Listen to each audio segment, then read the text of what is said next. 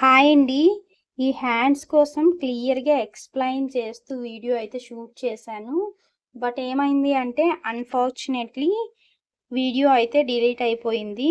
So, దీనికి continuation video అయితే దీంట్లోనే కంటిన్యూ చేస్తాను. బట్ ఈ హ్యాండ్స్ ఒకసారి ఏ విధంగా కట్ చేశాను అనేది చూపిస్తాను. సో, ఫస్ట్ ఇక్కడ హైట్ అయితే తీసుకున్నాను. Total height and extra 1 inch అయితే యాడ్ చేసుకున్నాను. ఇక్కడ ఇది మనకు వచ్చేసరికి లార్జ్ సైజ్ బ్లౌజ్ అనమాట. లార్జ్ సైజ్ బ్లౌజ్ కాబట్టి హ్యాండ్ డౌన్ అయితే 3.5 ఇంచీలు అయితే తీసుకున్నాను. సో, ఈ విధంగా పెట్టి హ్యాండ్స్ అయితే సింపుల్‌గా కటింగ్ అయితే చేసేసాను. దీని కంటిన్యూషన్ అయితే వీడియో వస్తుంది. ఎక్కడ స్కిప్ చేయకండి. ఇప్పుడైతే బ్యాక్ పార్ట్‌ని ఏ విధంగా సింపుల్‌గా అండ్ నీట్‌గా మంచి ఫినిషింగ్ వచ్చేటట్లుగా ఏ విధంగా కట్ చేసుకోవాలన్నది చూద్దాము. సో, ఫస్ట్ అయితే బ్యాక్ పార్ట్ బ్లౌజ్ యొక్క బ్యాక్ పార్ట్ లో హైట్ ఎంత ఉందో అన్నది తెలుసుకోవాలి. అందుకోసం చూడండి, కరెక్ట్ గా షోల్డర్ జాయింట్ ఎక్కడైతే ఉందో అక్కడి నుంచి ఇగోండి ఇక్కడి నుంచి మనం ఇలా పట్టుకోవాలి. ఇలా పట్టుకొని ఈ కింద వరకు ఎంత ఉందో అన్నది చూసుకోవాలి. ఇక్కడ నాకు 14 ఇంచీలు అయితే వచ్చింది. సో 14 ఇంచీలకు గాను ఖర్చుకి ఎక్స్ట్రా ఒక 1/2 ఇంచ్ అయితే పెట్టుకోవాలి. అంటే 15 ఇంచీలు అనమాట. అండ్ అలానే నేను ఒక 1/2 ఇంచ్ ఎక్స్ట్రా హైట్ అయితే పెంచుకుందాం అనుకుంటున్నాను. మొత్తం మీద ఇక్కడ నేను 15.5 ఇంచీలకి అయితే మార్కింగ్ అనేది చేస్తున్నాను. ఆల్రెడీ ఇక్కడ కింద వైపున హెచ్చు తగ్గులు లేకుండా కట్ చేసుకున్నాం కదా, చూడండి.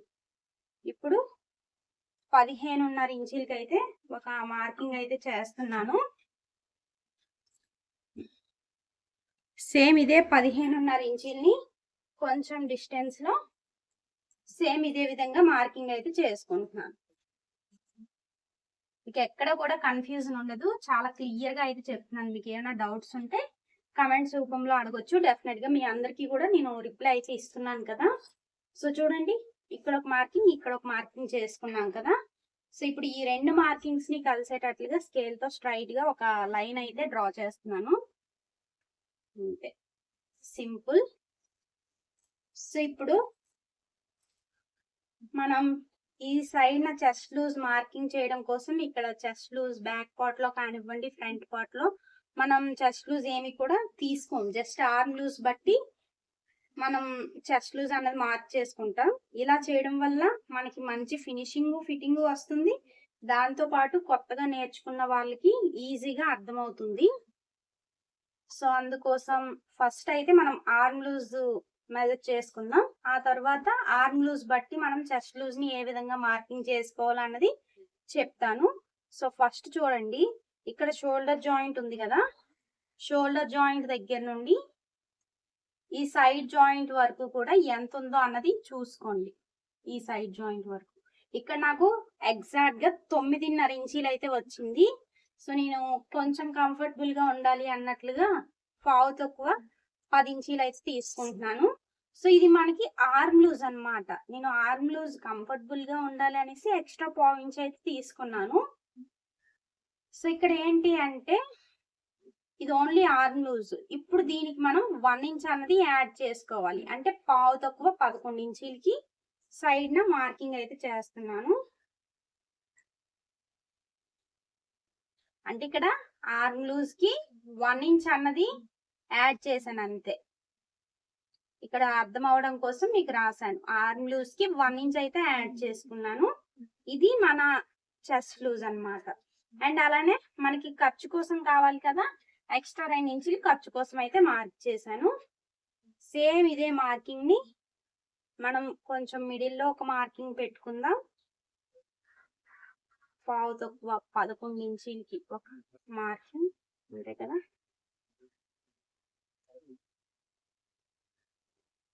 ఇక్కడ కూడా ఇంతే, పావు తక్కువ 11 ఇంచులకి ఒక మార్కింగ్ పెట్టుకున్నాను. అండ్ మనకి ఖర్చు కోసం 2 ఇంచీలు సేమ్ ఇక్కడ కూడా ఇంతే. ఇప్పుడు ఈ మార్కింగ్స్ కలిసేటట్లుగా స్కేల్ తో లైన్ అయితే డ్రా చేస్తున్నాను.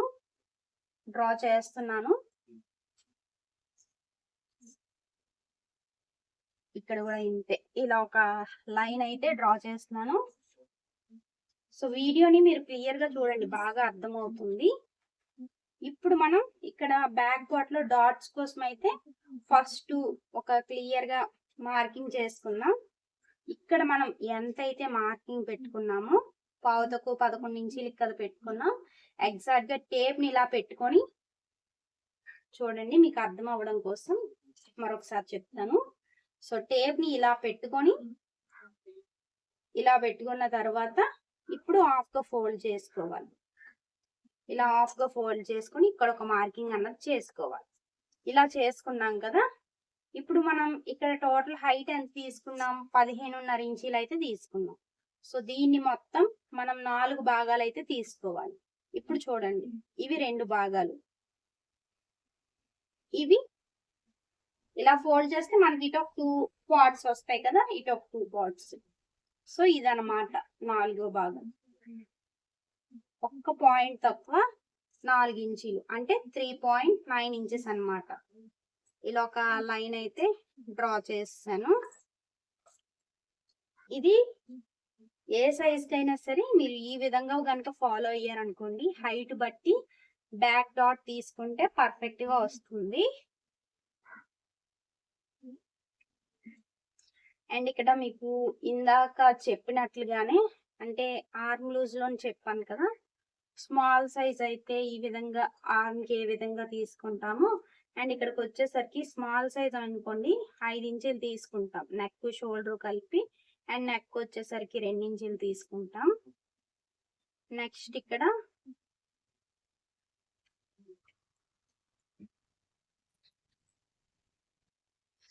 అండ్ అలానే మీడియం సైజ్ అనుకోండి 5.5 తీసుకుంటాం నెక్ షోల్డర్ కలిపి, అండ్ నెక్ వచ్చేసరికి 2.5 ఇంచీలు అయితే తీసుకుంటాం. ఇక్కడ మనకు వచ్చేసరికి లార్జ్ సైజ్ అన్నమాట మన బ్లౌజ్ సైజు. సో ఇక్కడ నేను నెక్ షోల్డర్ కలిపి 5.7 ఇంచెస్ తీసుకుంటాను, అండ్ నెక్ వచ్చేసరికి 2.5 ఇంచీలు అయితే తీసుకుంటాను. సో ఇవి మీరు క్లియర్ గా ఒక బుక్ లో నోట్ చేసుకోండి. ఇలా నోట్ చేసుకుంటే మీరు ఎలాంటి బ్లౌజ్ అయినా సరే ఈజీగా కట్ చేసుకోగలుగుతారు. ఇప్పుడు మనం ఇక్కడ చెప్పుకున్న దాన్ని బట్టి 5.7 ఇంచెస్ కి అయితే ఒక మార్కింగ్ అన్నది చేస్తున్నాను, అండ్ అలానే నెక్ 2.5 ఇంచీలకి ఒక మార్కింగ్ అయితే చేసుకుంటున్నాను. ఇలా మార్కింగ్ చేసుకున్నాం కదా. ఇలా మార్కింగ్ చేసుకున్న తర్వాత ఇప్పుడు మనం ఇక్కడ నెక్ షోల్డర్ కలిపి 5.7 ఇంచెస్ అయితే పెట్టుకున్నాం కదా. సో ఈ ఆర్మ్ డౌన్ వచ్చేసరికి ఇక్కడ ఎంత అయితే తీసుకున్నామో ఎగ్జాక్ట్ గా దీనికి ఒక 1/2 ఇంచ్ ఎక్స్ట్రా తీసుకుంటే సరిపోతుంది అనమాట.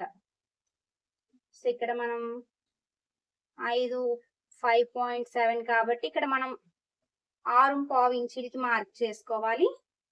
సేమ్ ఇదే 6.5 ఇంచీల్ని ఇక్కడ ఒక మార్కింగ్ అయితే చేస్తున్నాను.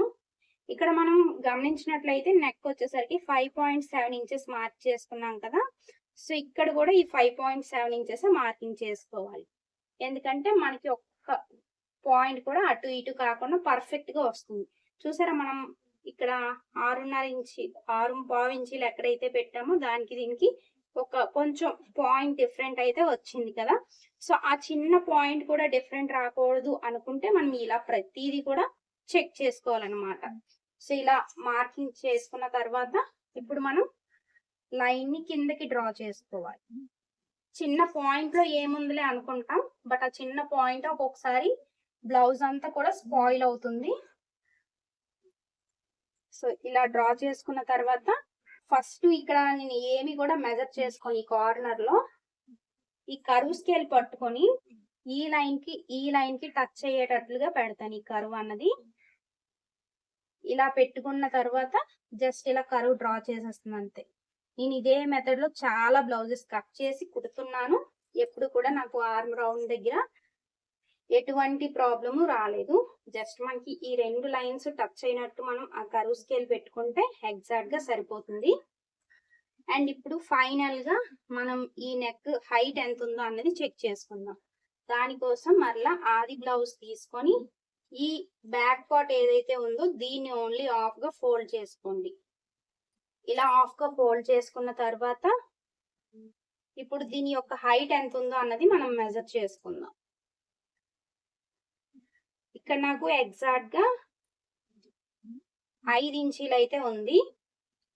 సో 5 ఇంచీలకు గాను నేను ఖర్చుతో కలిపి ఇక్కడ పావు తక్కువ 6 ఇంచీలకి అయితే మార్కింగ్ అన్నది చేస్తున్నాను. అండ్ మీరు ఇక్కడ నెక్ ఎంత అయితే పెడతారో దానికన్నా ఇక్కడ ఒక 1/2 ఇంచ్ అయితే పెట్టుకోవాలి. ఇక్కడ మనం 1/2 ఇంచ్ ఎక్స్ట్రా పెట్టుకోవాలి. ఇక్కడ మనం 2.5 ఇంచులు కదా మార్క్ చేసుకున్నాం. సో ఇక్కడికి వచ్చేసరికి 1/2 ఇంచ్ ఎక్స్ట్రా మార్క్ చేసుకొని జస్ట్ ఇలా ఈ లైన్ కి ఇలా కలిపేసుకున్నామంటే సరిపోతుంది. ఇక్కడ ఈ బాక్స్ ఏదైతే ఉందో మనం ఏమైనా మోడల్స్ కావాలి అనుకుంటే స్టార్ నెక్, వీ నెక్ ఇలా ఏది కావాలి అనుకున్నా సరే ఈ బాక్స్ లోనే డిజైన్ చేసుకోవాలి. లేదు అనుకుంటే మనకి రౌండ్ నెక్ కావాలి అనుకుంటే సేమ్ ఇందాకట్లాగే ఈ కరువు స్కేల్ ఈ లైన్ కి టచ్ అయ్యేటట్లుగా ఇలా పెట్టుకుంటున్నాను.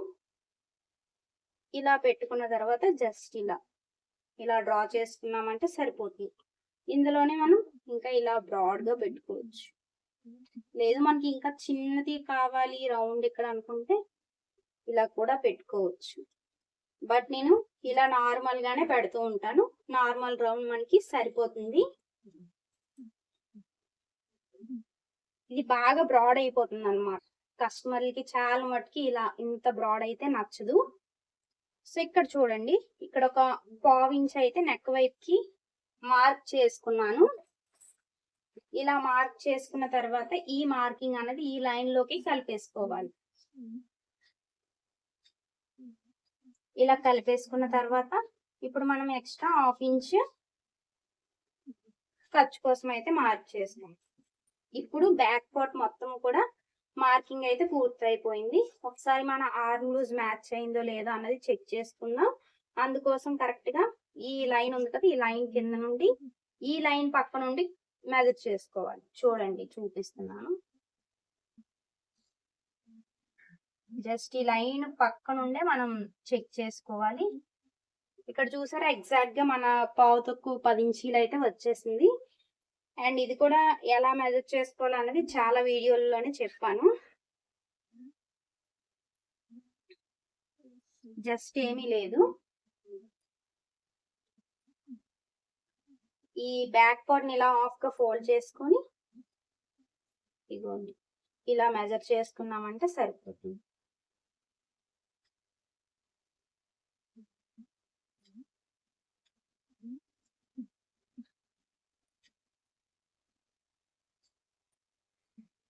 చూసారు కదా ఎంత పర్ఫెక్ట్ గా వస్తుందో.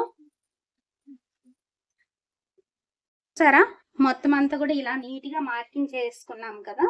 ఇప్పుడు ఎలా అయితే మార్కింగ్ చేసుకున్నామో ఎగ్జాక్ట్ గా ఈ మార్కింగ్ మీదగా కటింగ్ అయితే చేసేస్తున్నాను.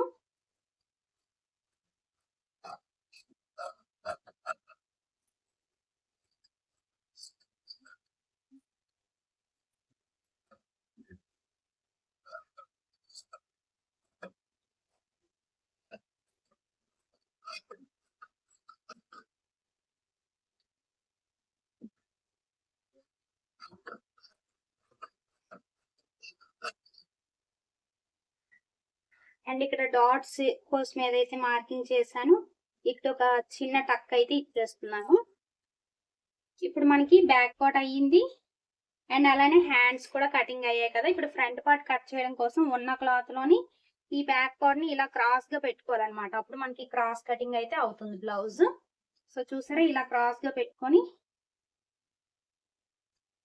మొత్తం అంతా కూడా ఈ బ్యాక్ పార్ట్ ఏ విధంగా అయితే ఉందో చుట్టూ కూడా ఇదే విధంగా మార్కింగ్ అయితే చేసుకోవాలి. వీడియోని అయితే ఎక్కడ స్కిప్ చేయకండి, స్కిప్ చేస్తే మీకు మళ్ళీ అర్థం కాదు. సో ఫస్ట్ మనం ఒకటి క్లారిటీగా నేర్చుకోవాలి అనుకుంటే మనం వీడియోని ఫుల్ లెంత్ లో చూడాలన్నమాట. అప్పుడే మనకి ఏదైనా అర్థం అవుతుంది. అండ్ మెయిన్ వచ్చేసి మన మైండ్ ఫ్రీగా ఉన్నప్పుడు ఏ వర్క్ నైనా చూసి నేర్చుకోవాలి. సో ఇక్కడ మీరు గమనించినట్లయితే నేను ఈ రౌండ్ పార్ట్ లో అయితే డ్రా చేయలేదు, ఎందుకంటే మనకి ఫ్రంట్ నెక్ డీప్ అన్నది పైకి వస్తుంది, బ్యాక్ పార్ట్ అంత డీప్ అయితే ఉండదు.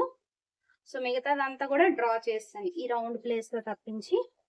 ఇప్పుడు చూడండి ఇక్కడ మనకి కర్వ్ స్టార్ట్ అయిన దగ్గర ఒక మార్కింగ్ అండ్ ఈ కార్నర్ లో ఒక మార్కింగ్, కర్వ్ ఎండ్ అయ్యే దగ్గర ఒక మార్కింగ్ ఇలా పైకి డ్రా చేసుకున్నాను.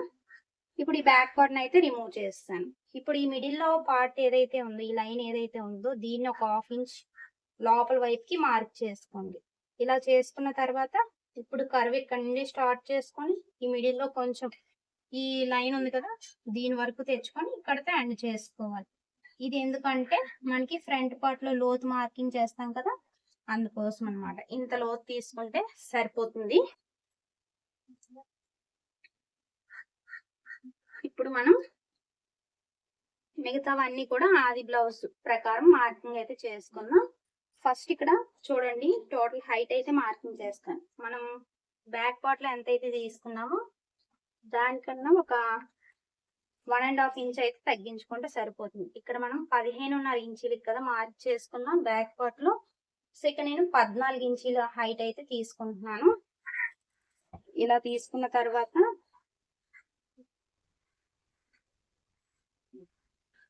ఇలా స్ట్రైట్ గా ఒక లైన్ అయితే డ్రా చేస్తాను. ఇలా డ్రా చేసుకున్న తర్వాత ఇప్పుడు ఫ్రంట్ నెక్ డీప్ ఎంత ఉందో అన్నది చెక్ చేసుకుందాం. ఫ్రంట్ నెక్ డీప్ చెక్ చేయడం కోసం ఊక్సులు పట్టి వైపున అయితే మనం చెక్ చేసుకోవాల్సి ఉంటుంది. అందుకోసం ఫ్రంట్ పార్ట్ అయితే ఈ విధంగా పెట్టుకున్నాను. ఇలా పెట్టుకొని చూడండి, ఇలా స్ట్రైట్ గా పెట్టుకోవాలి. ఇలా పెట్టుకున్న తర్వాత ఇక్కడ ఒక స్కేల్ ఏదైనా అడ్డం పెట్టుకోవాలి. ఇక్కడ నాకు ఎగ్జాక్ట్ గా 6.5 ఇంచీలు అయితే ఉంది. సో నేను 6.5 ఇంచీలకి ఒక మార్కింగ్ అన్నది చేస్తున్నాను.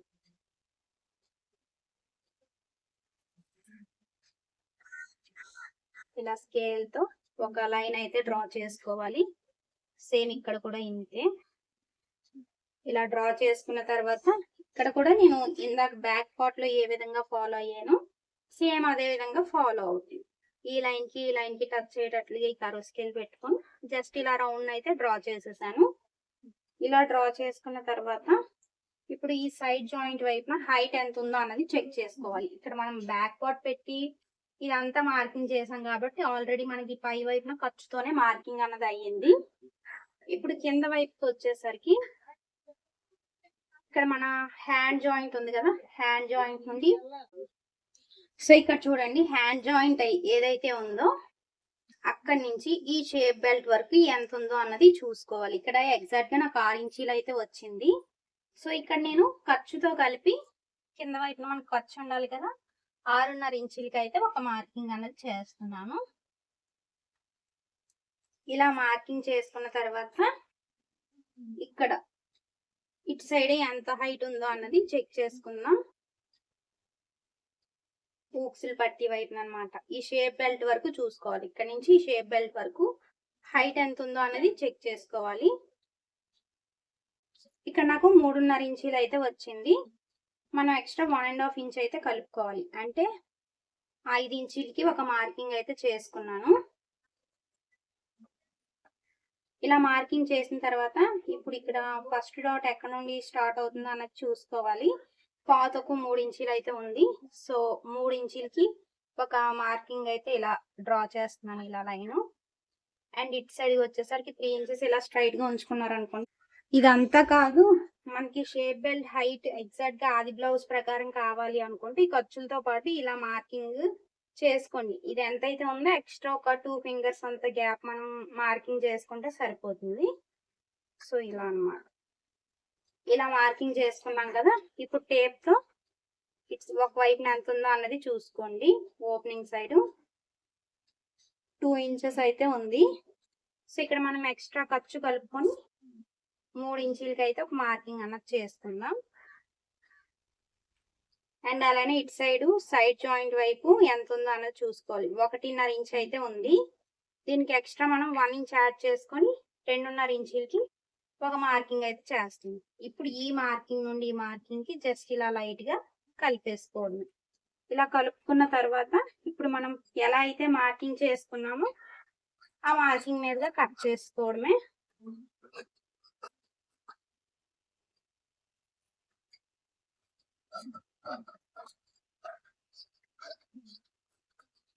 ఇక్కడ నేను మెడపట్టి అయితే కటింగ్ చేయను, ఎందుకంటే ఒక సిస్టర్ అక్క మెడపట్టి కోసం ఒకసారి క్లియర్ గా చెప్పండి అన్నారు. అందుకోసమని ఒక షార్ట్ వీడియోలో అయితే మెడపట్టి ఏ విధంగా కట్ చేయాలో అన్నది చూపిస్తాను. ఇవి ఉన్న క్లాత్ లోనే నేను మెడపట్టి కోసం కట్ చేస్తాను. సో ఇప్పుడు నేను ఏమేం కట్ చేశాను అండ్ దీని ఒరిజినల్ క్లాత్ ఎలా ఉందో అన్నది చూపిస్తాను. సో ఇది వచ్చేసరికి మనకి blouse front part and shape belt, అలానే ఇవి హ్యాండ్స్.